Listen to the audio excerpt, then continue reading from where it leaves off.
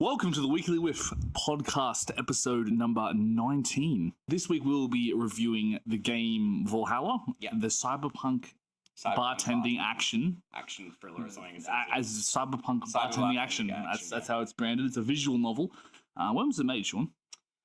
Let me check. It was definitely in this last decade. I just always get the years mixed up. It's been a while, I think. Like I think I remember seeing it early. Yeah, 2016. Yeah, 2016. Right, so it's 4 years old. Yeah. Visual novel format where you basically mix drinks and change lives. Yeah. That is the slogan of Jill. To mix drinks and change lives. It's a fantastic game, and it's taken us a mere number of weeks to get through it. And I do actually want to start with a disclaimer, and I think this is the first time we've done this, but I really wanted to stress this after playing it for the first time. In my opinion, of all the videos, if there was a video where I would recommend stopping it and playing the game yourself or watching the movie with yourself or something, it would be for Valhalla, because playing it again, it made me realize how much I do love this game, and I think this is a game that you should experience once, at least, on your own blind, and go into it, because it is a masterpiece. And I think I would very much heavily urge that if you haven't played this game, and you do like playing games, even if you don't like playing games, maybe even check it out, because it does read more like a book. So if you do enjoy reading, maybe you would like it a bit more than most games. But I would have to click on things and mix drinks. Yes. So there is some gameplay elements to it, but it is more like a reading experience. But I would heavily suggest that you check it out and play it, and before listening to this, so that we don't spoil anything, because we will be talking spoilers, obviously. Yes. Besides that, how was your week? I guess several weeks. Yes, several weeks. Yeah, dude, really busy at work. Getting through this game took me a massive amount of time, to be honest. It was just trying to fit everything in on top of work, some personal stuff, and I've been doing jiu-jitsu recently, so that's been really fun. Yes, yeah. Basically rolling around on the ground with sweaty men in white pajamas and learning to cuddle them aggressively to death. So savages. Oh, mate, it's a good time. Good times. Hugging, man. Hugging. It's really important. Aside from that, I just got done watching the second season of The Boys, so I'm up to date on The Boys, which is nice. We were having a discussion about that prior to the podcast. It's a really, really good show. Strongly would recommend. What you're saying, there's no character in there that you don't like the writing of, basically. Yeah, I love all the characters in that show. Like, it's been a very long time since a TV show, especially. I've felt like I love all of the characters in it, and think that the whole cast is very enjoyable. They're like, there's not really any characters that I don't enjoy, or I'm not upset when it's an episode's focusing on any of them. I'm always overjoyed when a character's getting spotlight. Yeah, that's fantastic. So yeah, on my week's been it's been a crazy couple of weeks, dude. It's been a crazy couple of weeks. Yes. What about you? How's your week been? I was honestly thinking about it today, just being like, what the fuck am I going to say when I go onto the podcast? What have I done in the past few weeks? And I honestly don't fucking know at all what I've been doing the past 3 weeks. You're watching a lot of Yu-Gi-Oh, ladies and gentlemen. Yeah, I'm always watching Yu-Gi-Oh with a friend though, so it's not like a recent development. I was thinking about it, I was like, what the fuck have I done? And I think I've just been watching YouTube.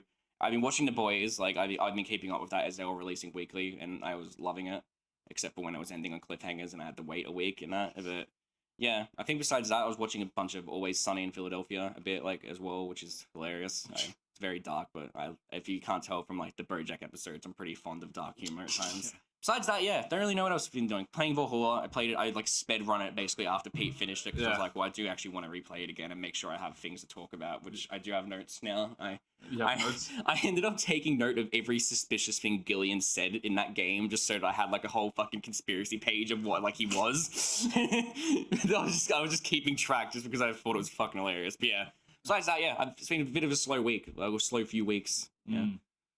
Been getting hotter as well, so I pretty much hate my life more than normal. It's fucking disgusting. This house is it's a sauna. Yeah, for sure. To install a fan or something and irritate Tim, you know. Yeah, but that's like the thing. He'll probably fucking sound like hell on the mic. He probably can't even hear us talking. Just be entirely through. Tim already fucking messages me and says, "Can you please stop whatever you're doing? Whatever you're doing, stop that." And I was like, "We'll figure it out." Yeah, we'll figure it out. We'll get there eventually. And Tim's probably spent like the first 5 minutes of this episode screaming because the noise is still there. Even though we're trying. We are trying. We don't know what you want us to do. If you want to put us in a padded cell, just let us know. That'd probably be for the best. For everybody involved. Yeah. So, Valhalla, man. Yes, this is your party, so take us away. It is my party. So Valhalla, or VA-11 Hall A, as like it's actually written or in like the game, and they have. It's got like, ones instead of L's. It's cool. Yeah. It's like meant to be like the bar number or something, like in opposed to the district or whatever. It's nerd stuff. We don't care about that shit. Valhalla, it's cool. It's a cyberpunk game, obviously from the title, and you're a bartender, obviously from the title.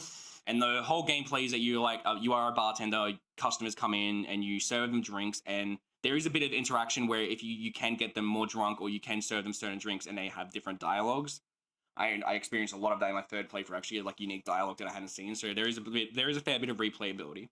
Oh gosh, it's brought. But yeah, so all basically it's just like a day by day thing. It's like a simulator, really. You just go in, you serve a couple customers, then the day ends, and then you come back in, and there's a bunch of like interaction with the characters. The characters all have their own kind of stories, it feels like, and their own like uniqueness.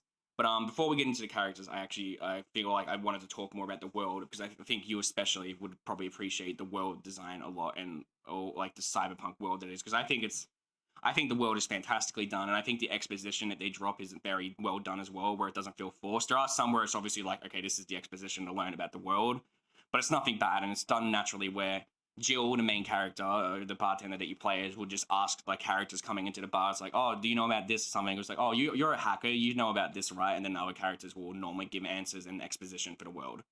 Yeah, absolutely, and it is quite unique in that the game, because of the nature of it, that you play as Jill, this bartender, and she lives in her apartment with her cat 4. Yeah, and she's in the bar, and the only like context we have for the entire world as it exists is actually the patrons that come in. Yeah, her, then like Jill, other people who work at the bar, including a Gillian, a Sheba, there's a dog with sunglasses. Yeah, Rad Sheba. Yeah, Rad Sheba. There you go, and Dana, obviously as well. And these characters, these really colorful characters, are walking through the door, and it gives that's your keyhole into this whole world. You don't get to look over the city. You don't get to walk around and anything like that. It's just through conversation and through aesthetic art is what you glean from the world, and it's really through conversations is where us, the people playing or experiencing this game, are understanding things about it. So, and from what you learn from the characters, basically, it becomes pretty apparent that the world's a fucking shithole in a lot of ways. Yeah, it feels very grimy. Yeah.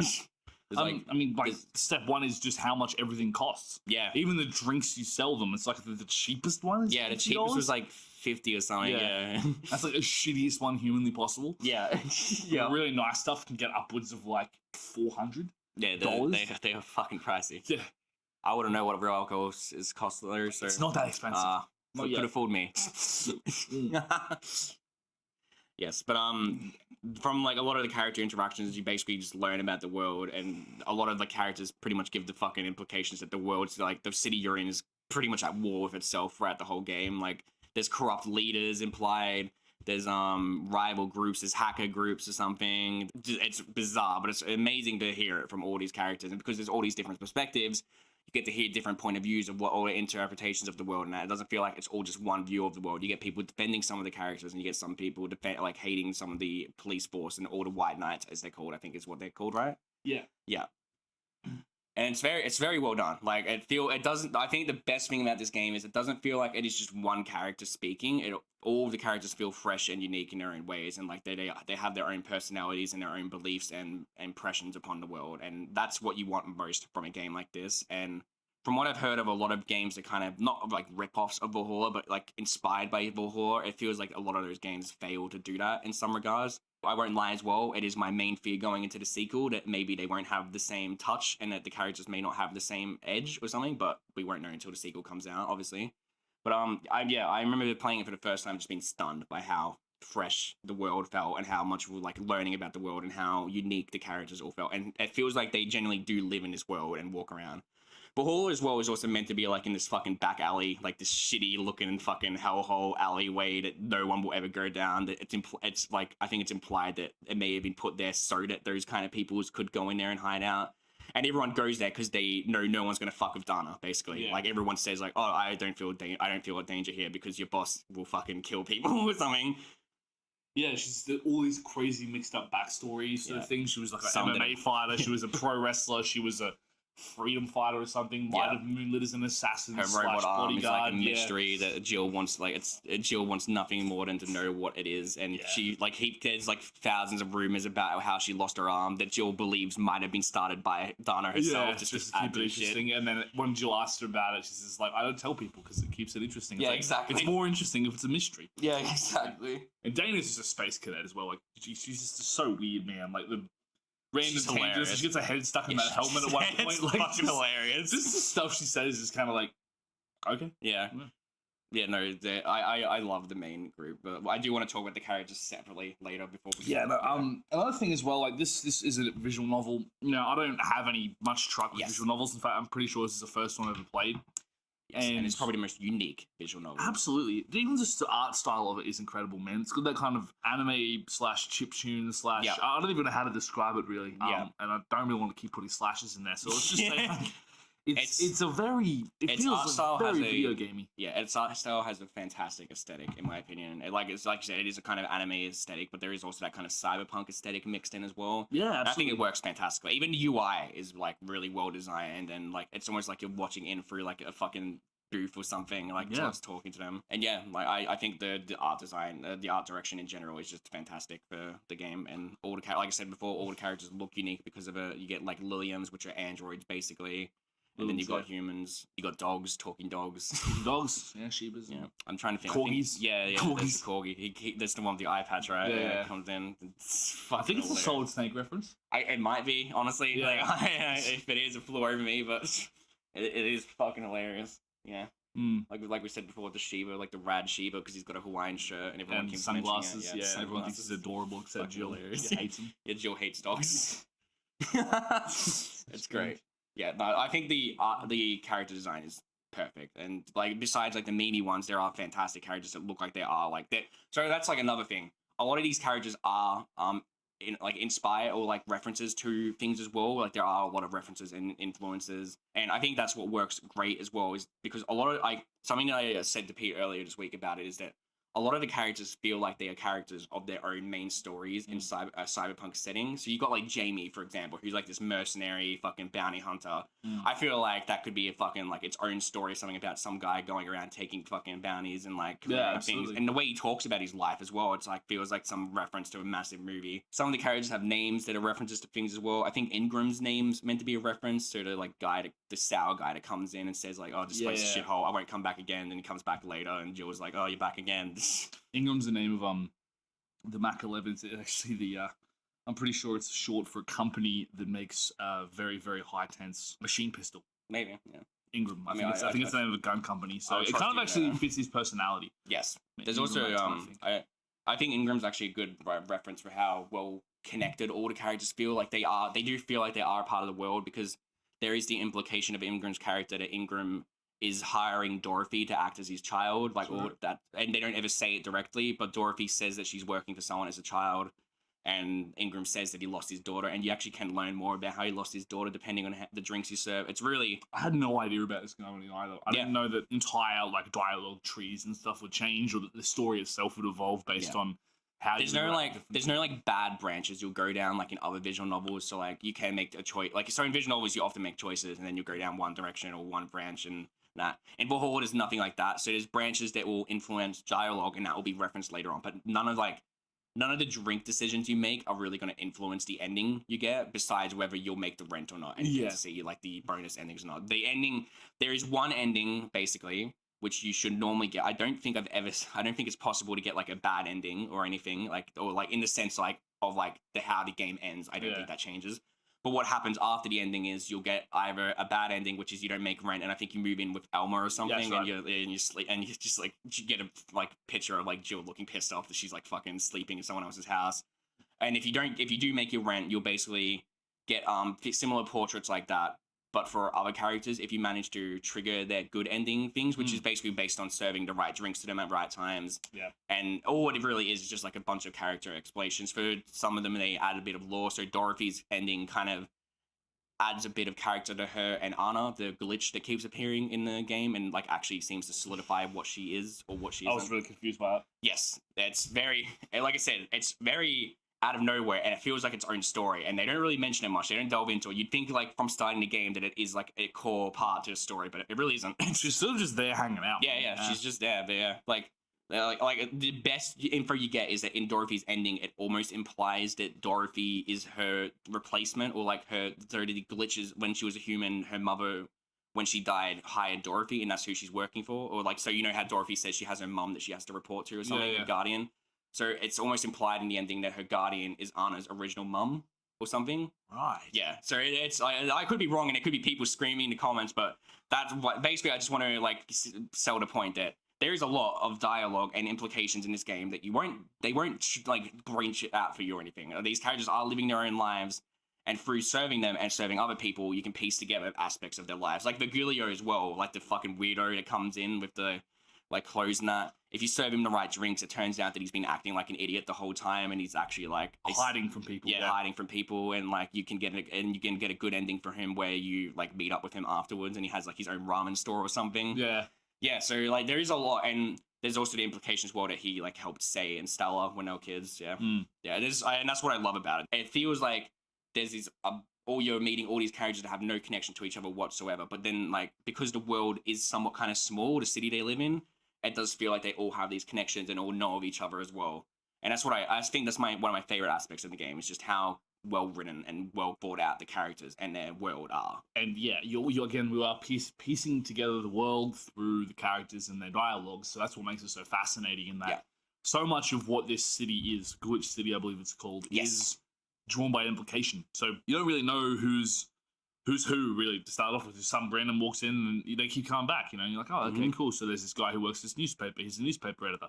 Oh, he's one of his interns who's working for him. Oh, he's a random cat girl for some reason, but then they go into actual justifications why she's a cat girl. Cat boomers or whatever. Yeah, cat boomers, that's right. And, he's a random asshole who just says he's not going to come back, but he keeps coming back. And here's some random woman that's streaming herself 24/7. Yeah, right. Streaming Chan, Streaming Chan. And he's, just a whole bunch of stuff. I mean, Alma, I don't know how you pronounce it. Alma, she turns up and she's a consistent character. She knows Jill. Dorothy obviously keeps turning up, and this random guy who's like pretending to be some kind of critic or some shit. Yes, yes, Virgilio. Yeah, and then Art, like Art the George Costanza XP. Yeah. There's actually a Festivus reference. There's a Seinfeld reference inside of the thing. Wouldn't surprise me. Yeah, but pretty clever. Pretty well put but and on top of it all, like with all this visual aesthetic that you're getting, you have a fucking kick-ass soundtrack as well playing, which I adore the soundtrack. I think it's fucking fantastic, and I think it's fantastically implemented. So the whole idea is that like there are pieces of music that play in like in certain scenes or something. So like when you're at your house or something, there's a song that plays when you're walking to the bar or something, or when you enter the bar for the first time. There's some song plays something. There's a song that plays at the end of the game as well. But when you're actually serving drinks, it gives you a menu pops up and it's your jukebox, and you have to select the songs that you want to play throughout the day. And I think it's fantastically implemented. I have a question for you, Shaun. Yes. Did you end up just spamming one song for all 10 slots? Just to make sure that you remember the name of that song so you could find it later on Spotify. You can right click on like the menu and then like put up the jukebox, and it'll tell you what song is playing at the time. Oh, okay, cool. Yeah, so I could have done that, but yeah. Right. I will tell you the one thing that I've always done whenever I play that game is that no matter what, the first song that's playing is always Welcome to Valhalla for me, and it's never changed. Like even if the rest of the song list will always change, that is always the first song that's playing every time I start the game. It's cool. It really gives you a sense of ownership and feeling that you are kind of in control here. You can play the music. You're running the show, so to speak. This is my bar. These are my patrons. And this is even reflected in Jill's own personality, which we can get into in a bit. But mixing drinks, playing music on the Duke, and talking to people, and having these conversations and learning more about the world, and trying to serve people the right drinks at the right time so you can get money to make rent. Yeah. That's essentially the entire get-go of the game. I remember I saw a couple of comments saying that it's like a bit goofy with the jukebox because sometimes, because of the songs they selected, there'll be unfitting songs playing in some dialogues. Absolutely. And I was like, I think that's authentic though. Like you go into a bar and maybe you're talking about something serious to someone and there's like some really fucking unfitting song playing. Yeah, the high energy.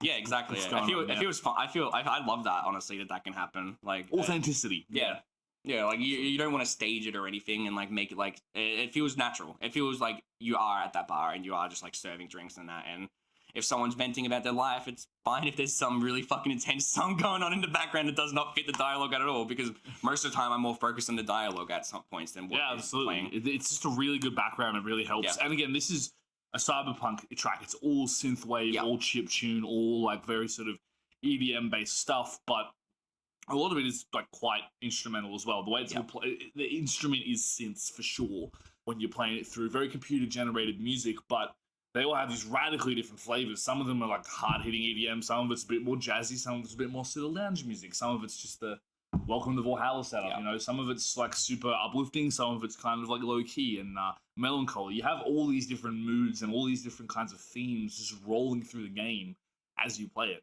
As Shaun pointed out, it might not match the scene that you're having in, but you don't even know what those scenes are going to be. Yeah, and that's kind of what you like, because you can just play all the music you want. You find like 3 songs you like, you just spam those on repeat. Like, it's cool, man. Yeah. It doesn't really matter that much. It's about you, the player, really entering into the world and just focusing on.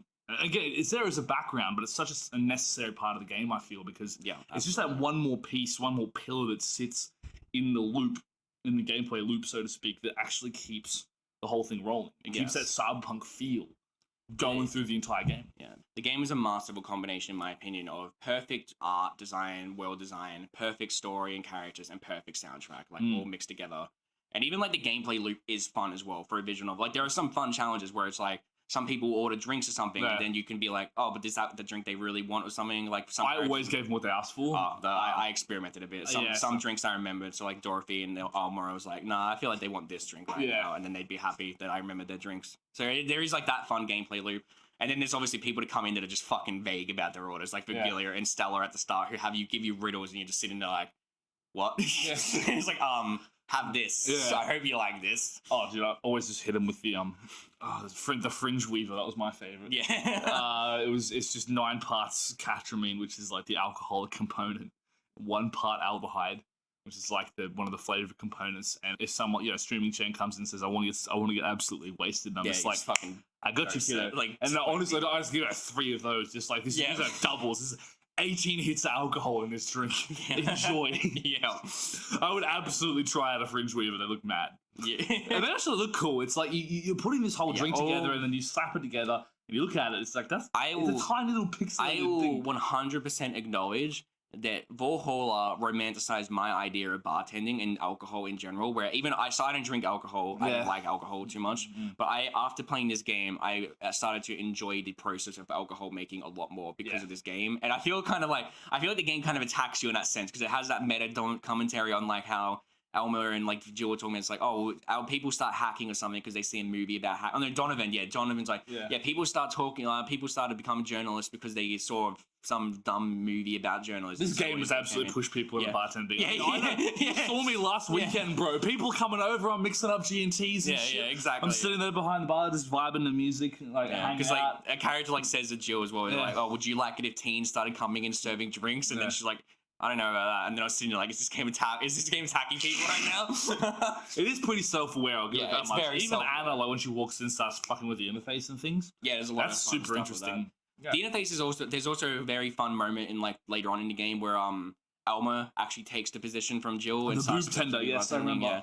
And so Jill is the one you're serving drinks to, and I think that's a fun like little moment, because we'll talk about that later with Jill actually, because I want to talk about characters, but I think we'll save Jill for last, and she's kind of the main point of the game. But we will start talking to characters now, so sorry for that abrupt segue, because I realized I wanted to talk about that later. But so first we'll talk about the bar as it is, so the characters that are in the bar, work in the bar. So there's Gil and Dana, who are the main ones, and there is Rad Shiva, but there's not much to say about him. Rad Shiva is just a dog. He's got a Hawaiian shirt. Who talks. Sits there, he tries to get Jill to pat her. One of my favorite lines in that game is like her being like, pat me. She's like, no. He's like, you'll pat me eventually. They always do. And then he just walks off. But Gil and Dana are basically just complete fucking mysteries. Like, their characters, like, they live off of the mystery around him. Gil especially.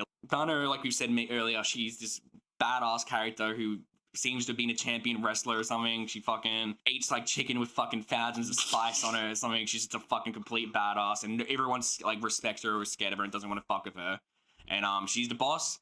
Jill has a very obvious crush on her, like, and throughout the game becomes very apparent. But that's basically what Dana is. She's also a pretty big emotional support later on in the games, and does like have self-awareness of what people are in need of emotional like support.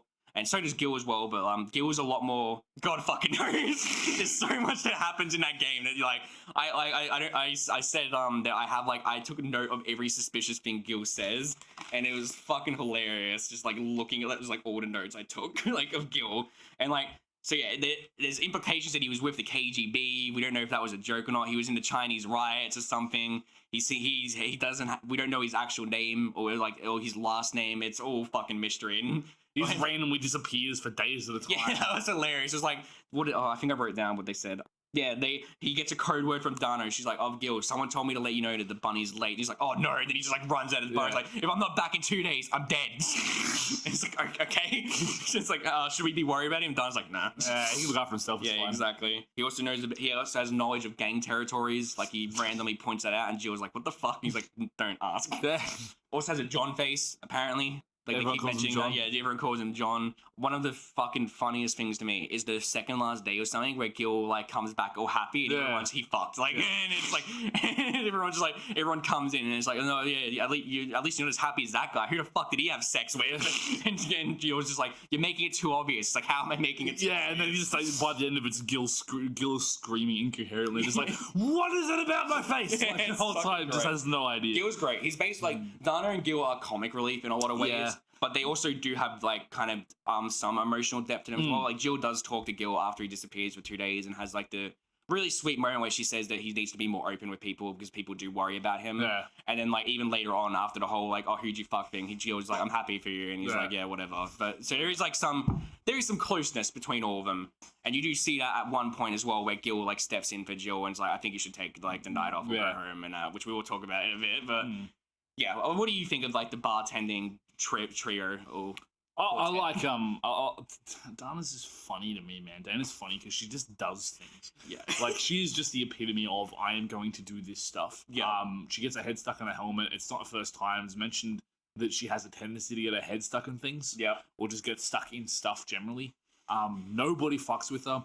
This is one pretty interesting part where the idol comes in. She's hiding. Yes, and then she takes her into the office and like taking pictures and stuff, and like everyone respects Dana completely, and it's super interesting why it's the case, and we never find out why. Yes, yeah. We know she has a lot of connections. Absolutely. The main character is crushing on her uber hard as well. She's like pictures of her in her room, and it's kind of weird, but it's cool. It's cute. It's cute. It's nice. It's nice. And then there's that part where she goes back and takes Jill back to her house, and like she just stays over at her place, and they're sort of hanging out, drinking beers. Yes, that's a very nice. Yeah, I just like that. Like she's very much the emotional support, bit of a sort of Cloud Kakulenda, a bit of a ditz, but at the same time still very emotionally aware. And I think you get the feeling that a lot of it's really put on with Dana, like not all of it, but like she's got this sort of personality about her. But when it comes down to brass tacks, you feel like she'll pull through for you. Yes, absolutely. And that's really good. Like I like that a lot. Like I said, the scene where they're drinking beers is one of my favorite moments because it's just like a simple it's just like a simple art piece and them sitting there, and then you got like the dialogue, and then a button next to it's like drink, open, drink or something. I remember the first time I played, I drank all of it in like 2 seconds just to get Jill wasted to see if anything happens. Like just fucking drenched all of it. I was like, fuck. Whoops. And Gil's just funny as he's the butt monkey. He is absolutely comedy relief. He has an air of mystery about him, but I absolutely agree that he's just a guy like he's introduced to and they go on, see if you remember how to make a sugar rush. And then after that, it's just straight up like, now I have to go clean all the shit off the ceiling from the business corgis that came through last week or something, or yesterday. It's just completely hilarious. Like everything about that is great. It's cool as well that it's very apparent that he has his own set of customers that come in as well that you don't see. So like from Jamie's implication, you see that like he does have customers that he serves. So Jamie's one of his regulars that you talk to every now and then. So it's not just Jill that has all these customers. Gil does actually have people as well. There's a funny thread actually in the game. I don't know if you messed around with like the news articles and the Reddit threads and like the phone too much. Well, there are some fucking hilarious things in those that I would recommend, especially the Reddit ones. There's one Reddit thread where they talk about the actual bar and they're like, oh, does anyone have any recommendations? And then someone's like, oh, the girl bartender's cute, but she's kind of a bitch or something. And then like the comments like, the guy seems more like a brodo or something. It's really funny. Kind of accurate. Yeah, and it's good though. I really enjoy that. It's fantastic. I like those two guys a lot. I think I think they work fantastically well with Jill, and from like the later half of the game as well, seeing how they actually are a bit more than their kind of comic-y, goofy characters. It's like fun as well.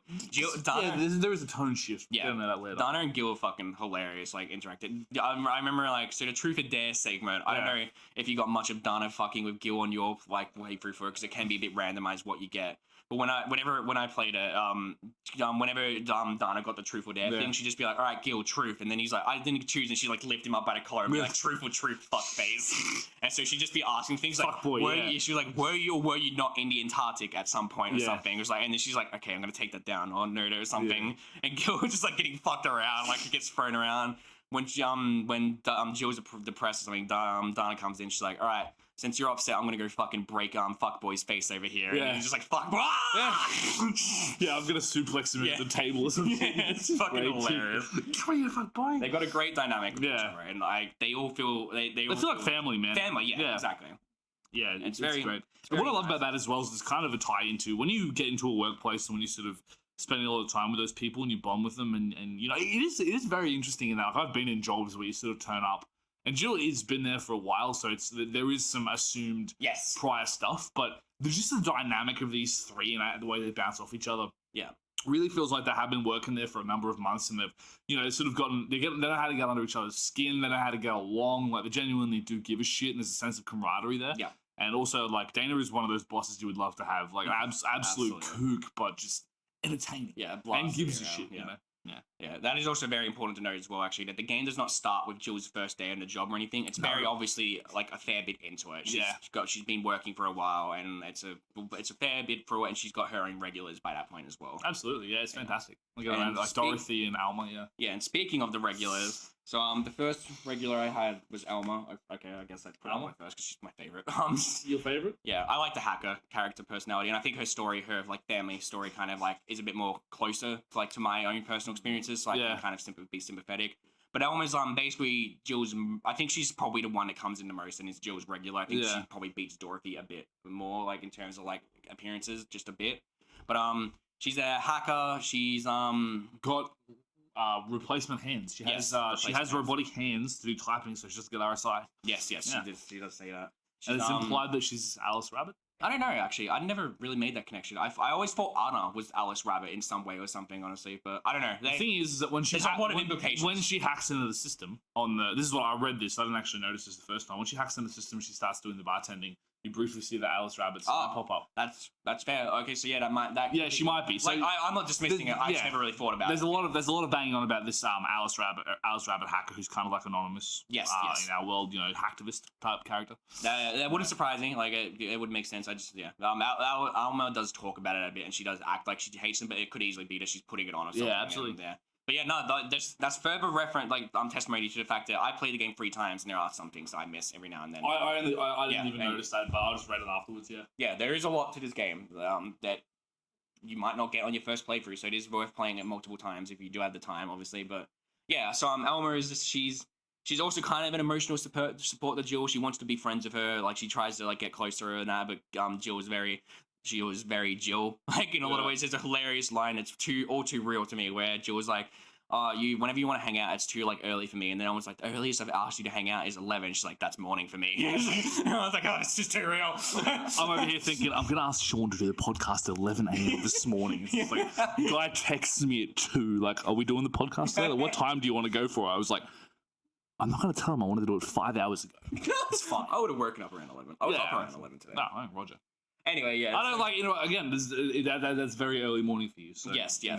But yeah, Alma is basically the extrovert trying to get her introvert friend to open up to her, and I think like with Alma and Jill especially, they seem like the closest, like in terms of her regulars. Dorothy as well, they're pretty close, but I think Alma is a bit more just because Alma has that moment where she actually opens up to Jill, and then she makes Jill open up to her. So Alma has like a whole family fucking shindig going on where like her older sister is a complete bitch from like the way she's talked about, and she's just a fucking shit show, and Alma gets pissed off and that.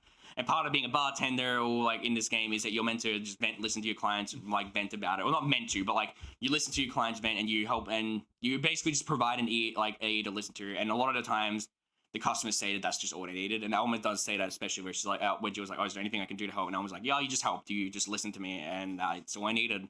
And then she does her bit where she takes over Jill's place, but that we'll talk about in a bit when it's more relevant to Jill. But yeah, Alma's fun. I like her. I like her character a lot, and I think the way her and Jill kind of interact with each other is really cute and fun. Like, yeah, it's weird, a weird flirtatious vibe to it. And that's funny. She's got a lot of subtext. Yeah, that like Jill's kind of in a way like she likes the way she looks, and then Alma's like flirts with her and fucks with her, but she's like, I'm into dudes. Yeah. When you drink with like Dana, Jill has like a fucking spiel where she's like, oh, she's hot as hell, but she's just straight as straight can be. Yeah. So, and I think that's what actually contributes to the bad ending too, because you get this feeling that again, I was just reading on this, but Alma's the one that you end up crashing at if you lose the rent. That's like the bad ending. And she's kind of just stuck, like snuggling with a super gorgeous woman that's not into her at all, and she's kind of like more frustrated than she was when she started, and it's pretty clear that Jill is pretty frustrated. Yes. She's looking for someone. She's been alone for a long time. So that's like considered the bad ending. It's like she's just stuck there and can't really... It's definitely probably like the shittier position for her. Dude, I would absolutely love to see like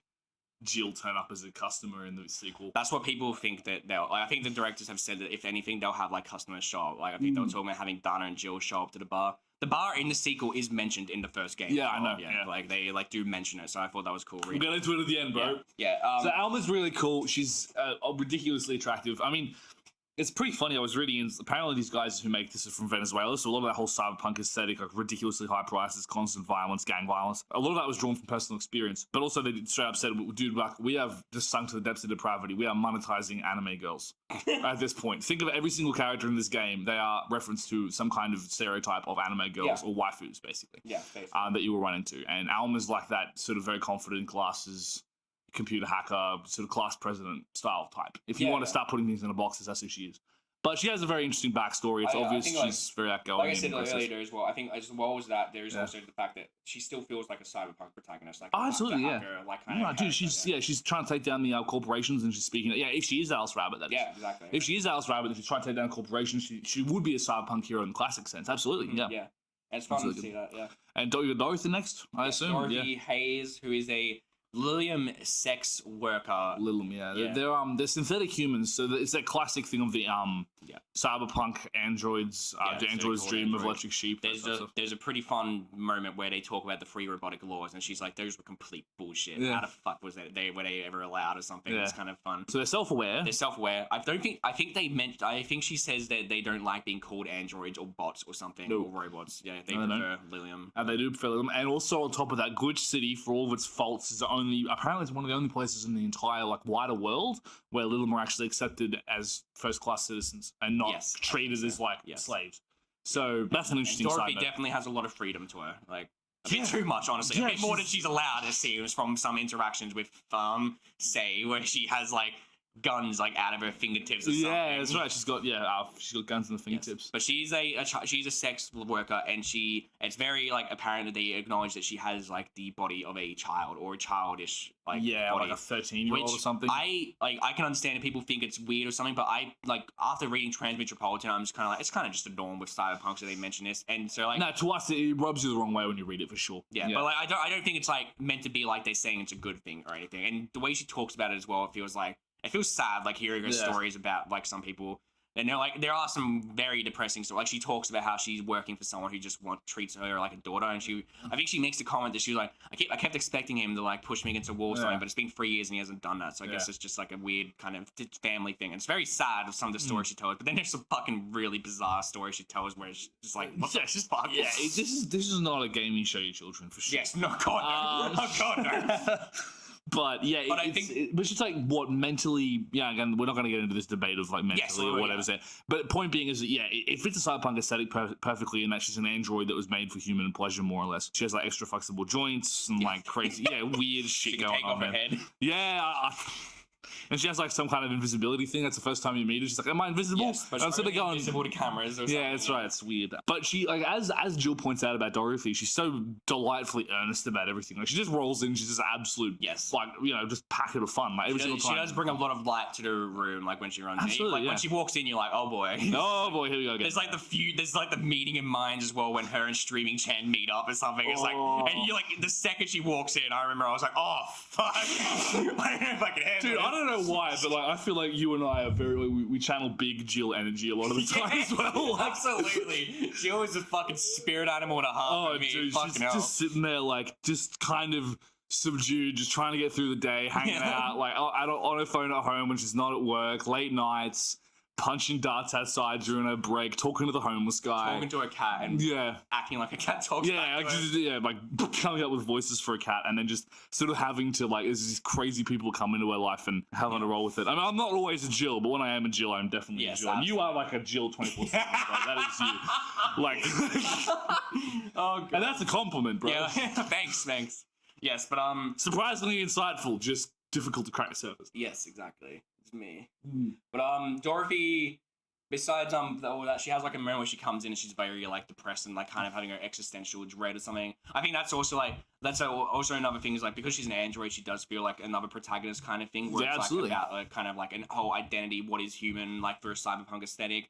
And she comes in and she has that whole like dilemma where she's like, what is real? Am I real or something? And I think that's when Jill has a funny like thing about like aliens being real or something. And she's like, she's like, so I'll tell you. And I think she says it to Gil actually, but it's still one of my favorite lines. She was like, I'll tell you what I said to myself back then. If aliens are real, then I want to live my last memories of happiness, happy and in peace, and before my overlords take over the world or something. I think she says it Dorothy actually. Yeah. But it's fun. But yeah, basically like the whole just like life sort of sucks, but you get on with it. Like, exactly. We are here, just enjoy it. And then Dorothy has like her moment of clarity. Yeah, and she walks away, but she's still a bit subdued when she comes back in. But then she gets peppy at the end, and then Sumi Chan shows up, and then they walk off to wreak havoc against the world. Oh, dude, you can just fucking knows. I'm like somewhat curious, but at the same time, I'm like, I'm so glad they left. I remember finishing that day, and I was like, I really hope there's a news article that says fucking like Android and Streamer just fucking destroyed the city. But unfortunately, there wasn't. So I was like, oh, missed opportunity.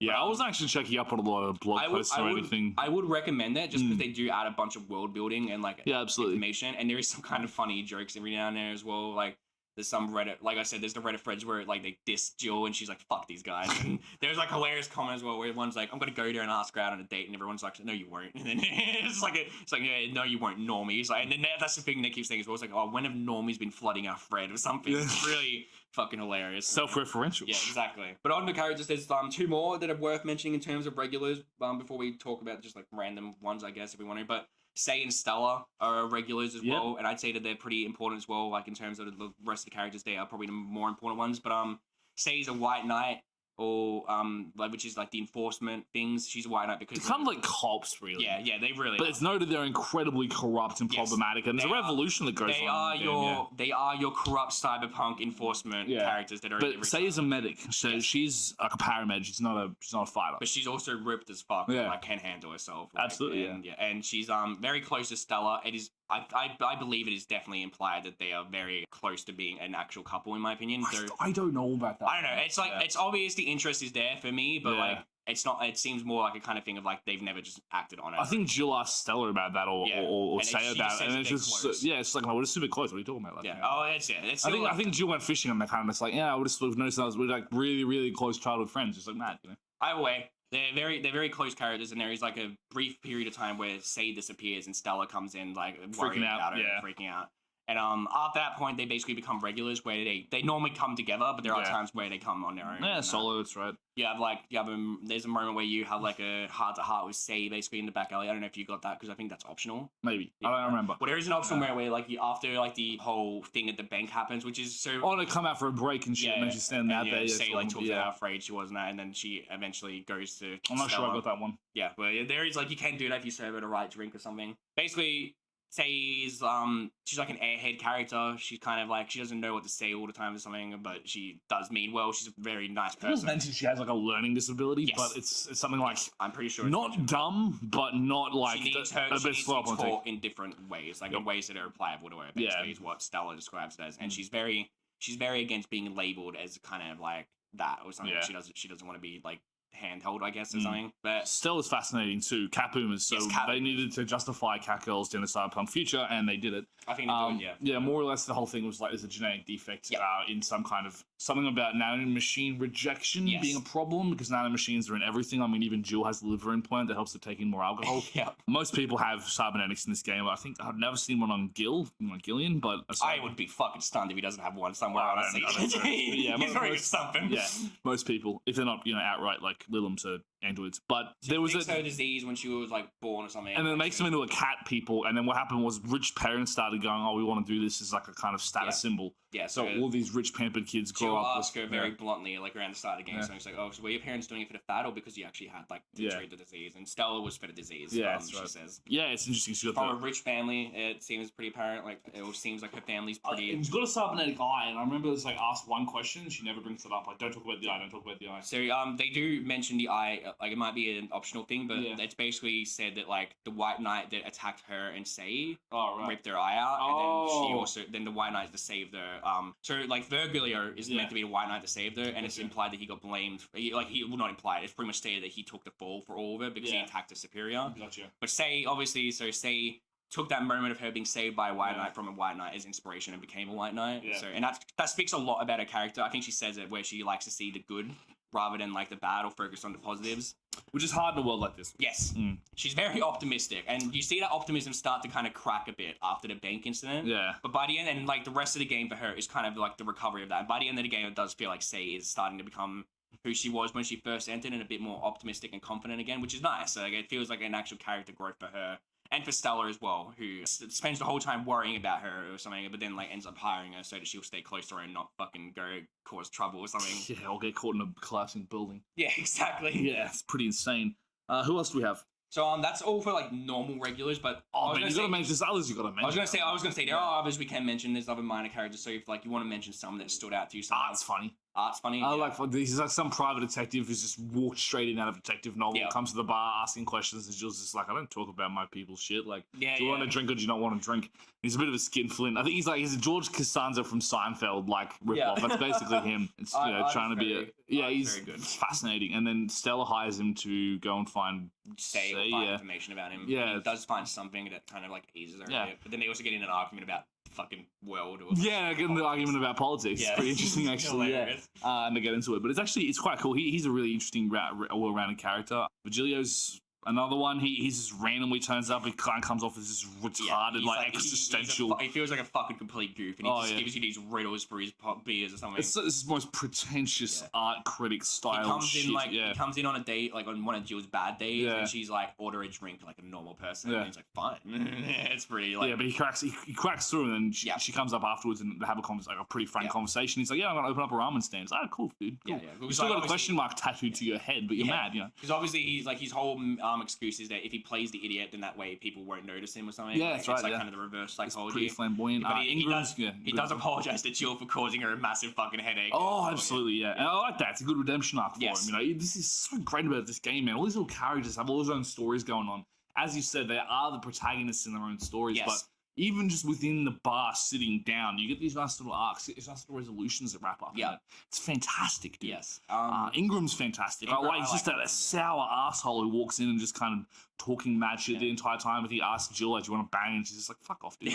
I'm not interested in you at all. Through, like, it's like another, it's like the charm of the game. Through other dialogues and, like, interacting with him a few times, you start to see that there is more to him. Oh, he's, like, really bitter and cold because he's been, like, burned. It's implied he lost his wife and child. He's the guy who's been hiring Dorothy to act as his kid. Yeah. Implied that his daughter was killed by a White Knight, apparently. Yeah, apparently it's implied that he might have hired Jamie to kill her. Like, he's I didn't get to that bit. But they were hanging out. It was actually pretty cool, actually. Jamie's the mercenary assassin Jamie's guy. probably one of my favorite side. Super cool, dude. Just like gut punches. Just throw him gut punches. Gut punches are kind of drink. It's like a manly drink because they have all these different flavors of drink and stuff, and it's like you give the manly drink to men. It's like Donovan's a pretty big character. He's like one of the hilarious. He's the obvious character that's going to exist. He's like J. Jonah Jameson. Yeah. He walks in. He's a complete fucking asshole. Yeah. Like there's almost nothing redeemable about him. Like he's cheating on his wife. He's like following Kira Miki, like the idol that you meet every now and then to like offer her to have sex or something. And then like Jill's like, don't you have a wife? And he's like, she cheats on me as much as I cheat on her. I think she gets off on the idea or something. It's like, okay, you're a scumbag. Yeah. It talks about how like the interns are a bunch of bitches or something. Yeah, it makes them compete with each other to get better products. Kim's another one who turns up randomly. I got her super wasted. Yeah, same. I didn't mean to, but I did. Yeah, no, because she's like absolutely screaming, just like murder, murder, murder, murder, murder, murder, murder, murder, out of the screen, just absolutely losing her shit. And it's like, just give her a drink to calm her down. So I ended up giving her way too many drinks. And then she comes back later. And she comes back the next day and then starts screaming at you. And then she comes back again to apologize. Yeah. And she says that she like quit her internship and is like going soul searching or something. There's a random teenager who turns up who wants to get drinks to disappoint her mother. That's a very good moment. Which is what happens at the end of that day. But the kid shows up, she asks for a drink, and Jill's like, no. And or you give her one, but it's you can not give her one alcoholic, that's got no alcohol, but you should give her one that's got no alcohol in it, hopefully. Like, that's what I did. And then she comes back later and says, thanks, thanks for giving me help. She gives it, like, Jill gives us some really solid life advice. If you want to disappoint your mother, it's better in a way that you enjoy, like, something that you'll regret. Like, pick up art or something. Like, really. There's the guys who, some of the names I can't remember. There's the Lilum and the chick, and they both own Betty and Deal. Yeah, and they both own the they both own the corgi. I think they work for them. I think there's actually a moment where they say that they have to do tasks for them or something. Like, yeah, that's right. Yeah, they hedged the Solid Snake Sheba. They work for his company or some shit, and Rad Sheba is like one of those guys, like an army or some shit. It's random. No, they don't work for them because they don't like that company. Actually, the Rad Sheba and the Solid Snake Sheba corgi. They have their own one where they work for animals, and they say that like the corgis over there are all self-centered like assholes or something. I remember there's like a fucking it's like a liberation front for dogs or something. It really is. But Betty and Deal, they're like fun. Like they feel they're not regulars in the sense they come a lot, but it feels like they are characters that Jill does. There's that whole thing as well, like with Deal, like some chick gets interested in him and asks him out, and then his friend, what's Betty. She's like super freaked out by it. She's like, no, she's like, I told you. So, and then she's like, no, you're gonna leave me. Don't leave me. Yeah, it's kind of great. You've got Ingram, you've got Donovan. Who else is in there? Super. There's Mario, the Akira reference, in my opinion. Is that who that is? It has to be. Like, the outfit is too similar. Okay, right, gotcha. And like he's a motorbike rider. Like I saw it. But he's gay, right? He's uber gay. But like I saw the costume. I was like, this is such an Akira. This has to be Akira reference. No way, it's not. Because he's got a motorbike as well. But he's fun. He comes in and he orders like drinks, and he starts to order girly drinks, but then wants to order manly drinks, and you sort of like you have to. I gave him all the girly ones he was asking for first. I'm like, come on, bro, come on. No lads here. You don't have to embarrass. So you have what you want. Drink what you want. And then Jill actually straight up says something that I might have said to the dude, which is like, dude, if you like girly drinks, just roll with it. Doesn't make you less of a man. Exactly, If you like sweet shit, drink sweet shit. I mean, I'll pay people out for not drinking beer, but at the end of the day, like, if you like sweet stuff, drink sweet stuff. I don't really give a shit. So it was cool. Like another insightful moment of Jill where it's like, obviously she's like the hardened, like cold kind of like bartender that doesn't open up much. But she does have her moments of clarity, and like there's no judgment. That's really good life advice, bro. She's just like, I'll just drink it. Like, don't be an idiot. Here, have the fucking girly drinks. I don't care. That's right. Yeah, it doesn't make any less of a man, or any less of a badass biker type vibe either. Exactly. Yeah, he's like, I'm just gonna, I'm a delivery boy, and he comes in. One of my favorite moments, I think, was when Jamie and Ingram are sitting down at the same table, and they're sitting there like trading stories and shit. And I was like, there's a bit of like a really bro moment there. And Jamie comes over, he's like, "Oh, may I recommend this drink? If you like your strong stuff?" And he's like, "Oh, that's pretty good. Yeah, it's very nice." Suplex. Yeah, the suplex is like the gut punch, but different. I do like making suplexes. Good. There's like drinks as well. It's the funny thing because the entire way through these conversations, people just randomly inspire like, I would like this kind of drink with this kind of order, and so you have to go through and like make it, and you start getting a feel for like the menu, and then it's cool. Like, I don't know if you memorized any. There was some, but so whenever I start the game again, I've normally forgotten the drinks, but by the end, there's some that I can start to do pretty like consistent. I always check it because I don't remember what I always check it. I don't have any faith in myself, but like as I'm like getting it up, I'm already kind of like on the side, like about to like put in the right ones. Yeah, dropping in stuff. Yeah, so there's like 5 active ingredients, and you have to sort of like on rocks, aged, and then mixed or blended. One of my favorite things actually about the drinks is how Donovan starts coming in and insisting that he gets the regular. Like, it's just a funny quirk where he's like been there for 2 days, like, I'll have the regular, and it's like, oh, he's been here 2 days and he already has a regular. And it's like, and it's like, this is a shithole. He keeps calling it a shithole the entire time. The only other side character I can think of that comes in is probably Kira Miki, which is the idol Lillian. Yeah, she's cool. Yeah, she's very nice. She's very genuine. Jill like defends her a lot and says like whenever Donovan asks like, oh, what's she like? She's like, she seems very genuine and loves her craft, and anyone that would want to go against that is a horrible person. Yeah. And Donovan's like, she signs like a glass for him, and she hangs out with, because she's running away from Donovan, and then she ends up hanging out with Dana in her office, and then sort of just hanging out like taking videos and shit. It's cool. It's really cool. It's very nice. She's a very lovely. And then there's Gabby, but spoilers lie ahead. So Gabby we'll talk about in a bit, because now we'll talk about Jill, who is the central character. And ironically, for a lot of the game, it's very hard to like remember. It's like not hard to remember, but you do kind of forget that she is there, because she is just kind of, you are her in a lot of ways. And you kind of forget that. And you're just kind of watching all these characters. And then like halfway through chapter 2, a character shows up who is a child, and she shows up on the same day as the teenager shows up. And I think that's very good how that happens, because she's giving life advice to this teenager show. And then this Gabby character shows up. And Gabby is Lenore's sister, and Lenore is Jill's ex-girlfriend. And you don't learn much about Lenore up until that point. You learn that they were in a relationship and then they got in an argument and then some things were said and they left and never really talked to each other again. But Jill very clearly harbors some regret because, as Dana points out, what kind of person hangs up a photo of her with her ex and her sister in her lounge room or something and leaves it there? It's just kind of like, there must be something there. And then shortly after that, what that day happens, Gabi shows up, or however you pronounce it, but and she's not too happy, to put it lightly. And it turns out that Lenore is dead, and she died like a week prior to when she shows up. And she implies that Lenore's heart condition got worse after Jill left. And it brings in this whole fucking existential dread in the second, like the final third of the game, where it's like, you've gotten used to this trend of bartending, you've gotten into the flow of things, and then all of a sudden she shows up and fucking everything just goes off the rails, and you're like, what the fuck is happening? And I think it is fantastically done, because after that point, Jill's character shines, in my opinion, as a character. And I think the best payoff for that is that having Elma switch places with Jill after that is fantastically done, because it lets you put Jill in the spotlight and you're finally focusing on her as a character. And I think it's a good visual metaphor for what the game is actually doing at the end point with Jill's character. But Jill, so as we said, she's the cold bartender, doesn't open up much, and it's revealed eventually that she has her problems. And essentially, in my opinion, the game is kind of her midlife crisis of her getting, like, about to make a big decision and then panicking and being like, I don't want to do this.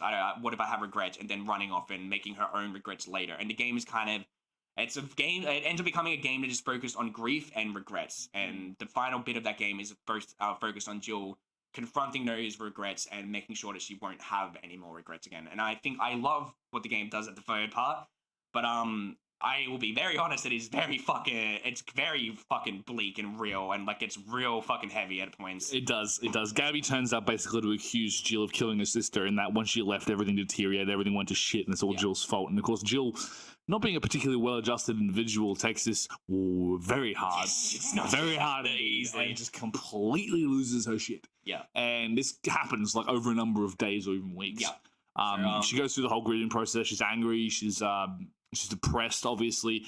And this is where this whole family dynamic turns up inside of the bar, because you start to see Dana and Gillian pull out for her. Like, no, you're going home. No, you're going home now. And like, she comes, and Jill keeps turning up to work because she's a workaholic. The next day after Gabi shows up, Dana hires Dorothy to just sit there and hug her. Hug her for a night, that's right. There's like a whole bunch of stuff like that. But yeah, she's like, you just watch Jill super like, and she's crying and she's losing her shit and she really can't put anything together. Obviously, Alma comes in like an absolute champion and sits down and have like a really honest, frank conversation about their emotions and everything else. I think as dudes, this is kind of foreign to us, but actually, again, once again, framed in, not to cast aspersions or anything like, or not to be heteronormative is the word, but they just have a really frank, like, sort of sister to sister kind of conversation with each other, and I really like that. I love that conversation with Jill and Alma, and I think it's one of the best parts of the game. It's a really good example of decent writing. The most telling thing about it is how Jill's interactions the day after Gabi shows up are very telling. So the obvious one is she doesn't say it's time to mix drinks and change lives. She's just silent. Even like when she's at home, she doesn't really talk to Thor or anything to play back with her. And after that, she starts to feel a bit better slowly, bit by bit. I think she has like the definition like, I still feel like shit, but I don't feel like a garbage piece of trash or something violated. It's like, that's a mood. Stupid piece of shit. But yeah, Gil, and like you said, Gil and Dana are just like, are very much there for her. And Gil as well is very careful of her. He's like, are you going to be alright to work today? And he's like, no, this is going to be interesting. And then Jill gets more snappy. Like she starts just mouthing off the customers and stuff like that, and starting to get real, and these people sort of going, whoa. Like, it's a good payoff as well, though, because a lot of, like, after that point, a lot of the characters are more focused on helping her. So throughout the game, you've listened to all their worries and that. And now these characters, because they're close to Jill, they want to listen to her. They want to help her. And you see that in Say, who says that she doesn't know what to say because she's normally not like good in these situations, but she does want to help her. And Jill does like relay something similar to her, where she's like, similar to what Elma said, where she's like, oh, just listening's fine or something. It's helpful enough. And like I said, the Elma moment is just fantastically done, because it shows like how much like she does actually have friends and like people that do care about her here.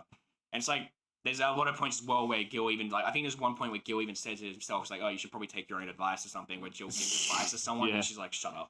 Yeah, pretty much. Fuckboy or something. But yes, Jill takes like the stage basically for the third chapter of the game. It's very much about her and her grief and about her regrets, and I think it's perfect that the game doesn't introduce those aspects until like that part of the game, because it catches you off guard, much like it catches. You're very comfy up until that point. Yeah, you're very, very comfortable. You're not relaying anything crazy depressing. Nothing feels too personal. You're just sort of going through the motions, you're just sort of vibing. Like, it's just cool meeting these new people, and you're following these other people's storylines, and you're kind of just a passive observer, and then just bang, yeah. Suddenly it's all about Jill. Suddenly it's all about your emotions. You start to see it in text, like the way the text scrolls, like all this other kind of crazy stuff. Yeah, it gets really rough for him, man. And like I strongly sympathize with it. Yeah. I think it's like you just watch her sort of break down to pieces, and then slowly, with the help of her friends, build herself back up again. And then that final payoff. Yes, well, that's right at the end. So the final like payoff is that after like she lashes out, Gil says tells Gabby after walking her back that that she can come talk to Jill on New Year's Eve or something. Yep. And so the final day of the game it's all building up to New Year's Eve, where they'll have a party, and a lot of the characters are pushing Jill to open. Jill got an envelope from Lenore before she died, and she didn't open it because she was afraid. So everyone pushed her to open it with Gabby, and they have like an actual moment where they talk to each other. Elma has a beautiful line as well, in my opinion, where she says like, "Oh, coming from a sister who really hates her elder sister for never actually talking to her, I'll never forgive you if you don't give Gabby this one chance." Yeah. And it's very like clear that a lot of the characters and their payoffs and their emotional journeys have helped themselves, but it also helps Jill in a way in becoming like more comfortable with herself and understanding and getting people that do help her. And so the final payoff comes to like on that New Year's Eve where you go in and Jill's freaking out at the start of the day. She's like, "I'm not ready, I can't do this." And then Gabby comes in, and there's a very beautiful dialogue between them, in my opinion, where they talk about Lenore and like how close they all were, and they read the letter, and the letter just says sorry. And it pisses Jill off. It pisses like it's a very sweet moment where Jill like gets annoyed about it, and then Gabby laughs, saying that Lenore always knew how to piss her off. Yeah. And so the whole like crux of like that dialogue between them is them accepting that what has happened and kind of having a toast and a farewell to the person, to Lenore. And there's a moment like another piece of dialogue I love from Jill is her line to Gabby saying that like, "Oh, I can't promise you that I won't like get angry at you and like that we won't fight or something, but I can promise you that I will talk to you about it and we will sort it out," which shows that she's come full circle and that she's finally accepted that she doesn't want to have any more regrets, and she does want to actually not run from things anymore. And that's like, so the bartending thing for Jill, like I said before, was her running away from like something that freaked her out. And because also Valhalla's closing up. This is another sort of plot point that comes in about halfway through. Yes, well, it's from the start of the game. They mention it like it's going to close eventually, but around the halfway mark, you see the person that's like running a couple of months, Yeah, and he's just like, and he comes in, he's like pissed off. He's like, "Oh, fucking closing the only bar that doesn't give me any problems." And he's just like, and so the bar is closing, so you do feel that impending like kind of pressure happening as well. And also it's actually interesting in that they use the whole you need to make rent type thing. Actually, like you have to squeeze, you really have to push, you really have to narrow your gaze, so to speak, and it really feels, you can actually feel the pressure mounting as you're just sort of sitting there mixing drinks, and add in that grief element, add in all this different character interaction that's going on. It kind of feels like it's all a bit of a pressure cooker for Jill, really.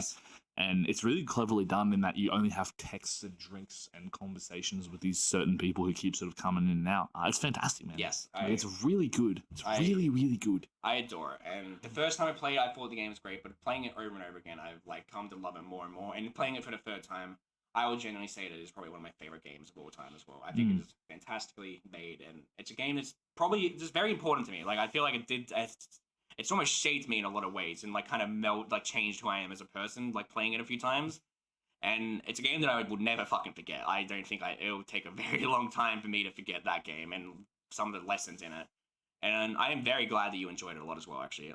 Yeah, dude, absolutely. I really did. I think it's as always, bro. You're out here hitting me with the feels. Yes. Well, to be fair as well, this time I kind of forgot how like heavy it gets. It's fun. Yeah, I remember getting heavy, but I don't remember being that big. And I think because I'm older now than the last time I played, it's been a while since I played it. I think I'm a lot more, and I think it's more relevant as well. Like I'm just like the whole midlife crisis thing. I was like, fuck, I don't want to deal with this right now. What have I done? You're not 27, bro. You're fine. Nah, it's good, man. It's good. Dude, it's really, really good. Yes. And it just showcases, I think, in a lot of ways, we're talking about video games as art. I was listening back to one of our recent podcasts. Yeah. When I say recent, I mean 4 podcasts ago. The 15th one only just came out. Stardew Valley, we're talking about games as art. Where I mentioned you mentioned this, and this is just another example of that. This thing barely classifies as a game, really. Yeah. When you think about it, it's just a whole bunch of pictures and moving text and the occasional mixing of a drink and buttons. You know, it's like very, very simple inputs. But because of the loop and because of the way it is, and then you're getting money, so you have to like pay your rent and everything else. It sets the stage for a form of storytelling which is, as we mentioned earlier, interactive, which means that it's always going to be different for every different person. And in this game in particular, you've got a number of different endings, a number of different sort of character arcs change up depending on the drinks you serve people, and you can have no idea about this, which actually gives a lot of replayability, which is really good. I mean, I love Cyberpunk. Obviously, I love the aesthetic of it. I think they stay really true to that. You've always got the classics in there. You've got your, sociopathic mercenaries. You've got your sort of cold, hard, world-weary femme fatale types. Yeah. You've got your transhumanism elements. You've got the, androids, AIs. Are they real? Are they people? They're not people. You've got, rampant corruption, violence, death, and economic blowouts. You got your Mega Christmas. Mega Christmas. Yes. Oh, dude, that's funny. Actually. Mega Christmas. They like have a joke about like how Christmas ended up becoming branded or something. Yeah, that's right. And it basically was turned on Mega Christmas. Yeah, it's so stupid. Really fucking. Apparently, Santa was a wrestler or something. Yeah, that's right. Yeah. Dana's talking about it. Yeah, it's so good. Fucking great. I fucking love it. Such a good game, man. I think it is an interactive experience, and if you listen this far through and you haven't played it, well, you're making a mistake. Yeah, but like we said, there's a lot of variety, so you could still play it. But absolutely, and you might get a completely different ending to us. I mean, I didn't get the happy ending. I lost. Like I said, I think that the endings are more like add-ons, and that the game does end after you have that heart-to-heart moment with Gabby. It's right. It really doesn't make too much of a difference, but it's just more where the characters end up, and it's open-ended enough. You can sort of roll with it. It's good. It's really good, man. And I think that once again, it really demonstrates the storytelling ability inside of a video game. I think better than. Well, it is obviously once again, it is a visual novel, so it's different to most other games you could argue. True, yeah. And I played a lot of visual novels, and I think in terms of visual novels, I'd say this is my favorite. I playing it, I was like, do I still think do I think Doki Doki is better? Or I said I haven't played it since before. The last time I played Valhalla was before Doki Doki. I think this game's definitely better than Doki Doki, though I do have things I love about that. But yeah, it's the most unique visual novel, and I think if you don't like visual novels, there's still a massive chance you will like this. I have no idea about any of that stuff at all, and I think this is a fantastic experience, and I think it really should be something to sit down and go with. It might not necessarily be the conservative type's cup of tea, but I mean, you got lesbians, you've got gay guys, you've got a whole bunch of different elements, but it kind of plays into the whole cyberpunk thing as well. This is a thing too. None of it feels forced, and all of it feels well explored. And this is one thing that we've had discussions about this off the pod as well, in terms of homosexuality is an interesting one in that it's a very interesting idea, concept, and reality for some people, and it should be explored properly through media. Yes. How it should not be explored is by being tokenistic. You don't just sort of throw a gay character in there because you can. Yes, exactly. You can, but in this game in particular, this visual novel, you really see that. You really see Jill sort of struggling with this, and she's at a midlife crisis. I think the trope for it in Japan is Christmas cake. That's what they call them. I wouldn't know. Yeah, it's women who are past their mid-20s who are professionals but don't have a husband and kids and everything else. It's a thing. Apparently, it's a societal thing. I don't know. I'll just read this on TV tropes, but it's a thing. Anyway, so yeah, this game really well demonstrates a whole bunch of these other elements. And again, in the cyberpunk future where a lot of morality is broken down and people are getting shot in the street every other day, it doesn't really make too much difference. In terms of everything else, morality is pretty shaky in a cyberpunk future for the most part. There's a child sex worker, child android. Yeah, it's not. Yeah, it's a bit out there. Yeah, it is a bit out there, but it is good. It is decent storytelling. I don't think I hate any of the main characters or any of the characters generally. They're all super dynamic. Even Donovan, who I think is an arsehole, it's funny, dude. Yeah, absolutely. He really he sort of plays out that uber chauvinist piece of shit. Newspaper editor type guy, and I think it's funny. It's hilarious, and he just drinks beer, manly drinks. It's dude, you are a dickhead. If you watch this as well and you didn't play Valhalla, then the very least you can do is check out Nirvana, which is the sequel that is coming out, which I want people to support, because I think even if the game's not as good, I would still love to keep paying for these people for the masterpiece that they gave me. So absolutely, at the very least, check out that game if you thought everything we talked about was great, because I have high hopes for Nirvana when it does come out eventually. I'd be very keen to play a sequel to this for sure, and I'd be very keen to cover it on the pod as well. The fact that it's new characters as well makes me most hopeful as well, because Jill's story is very much done. Oh yeah, no, I don't need any more, man. I'm good. I'm good on that. Like we said earlier, the most I want is just a cameo of Jill and Dana showing up in the bar or something and having an argument, and then Dana getting her head stuck in the bucket. And that's all I want. That'd be great. That's all I want. Yeah. Just walks in with a big fucking bucket of wings. Yeah. Yeah, it's fantastic. So Valhalla, check it out. Yes. On Shaun's recommendation. I'm sure you'll be writing an article at some point. I should write an article about this. I love all things cyberpunk. Oh, dude, I haven't touched it. I was having like a crisis. Like, do I want to change to YouTube or do I want to keep doing a blog press? Because the one thing I'm writing right now, like, this would be so much fucking easier to talk about if I had visuals to work off of. Yeah. Yeah, maybe you'll see a YouTube channel in the future from me. 28 posts later. 28 videos later. That's what I've already got that set. That's what I'm relying on. All right. 28 videos later. And if I became a streamer, it'd be 28 plays later. 28 vids. 28 vids later. Yeah, all right. Yeah, Rogie. Yes, but yeah, fantastic game. Please play it if you haven't already somehow, and if you Subdecan. What's the fuck the name of the Subakan or something. Subakan, yeah, something like that. Anyway, try. He'll link it in the description. I'll definitely link the Steam page to both games in the description. So both games. Like they have like a page for the sequel as well. Oh, okay, right, that you can like probably put on your watch list or something. So, that's your just in case people are interested. Yeah, absolutely. And if people did play this game and enjoyed it, please say in the comments, because I'd love to know that if like somehow someone hadn't played this game and came across this video and then did play it, and due to my recommendation, it would make me very happy, and I hope that you enjoyed it. And yeah, that's probably the best I've done so far. That's a fantastic game, bro. I'm really pleased we played it. Got to play together. It was fantastic. Now, what are you recommending? I am recommending. Oof. Yeah, no, I'm in a bit of a. I'm just thinking. I thought about this long and hard. I've spoken about it before. I have no idea if Shaun's seen this, but I won't shut the fuck up about it for the most part.